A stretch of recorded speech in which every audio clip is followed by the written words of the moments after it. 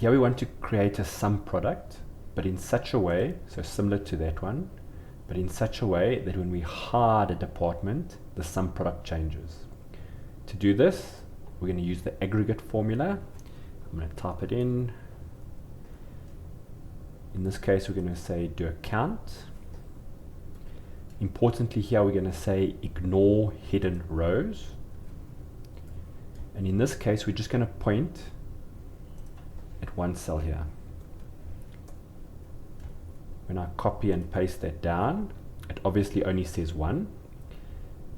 I'm just going to go up here so we can see what's happening. Equals to that cell there.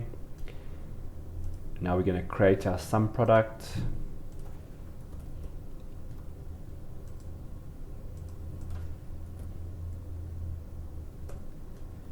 And what we're going to say is multiply that by that, but also include this new item.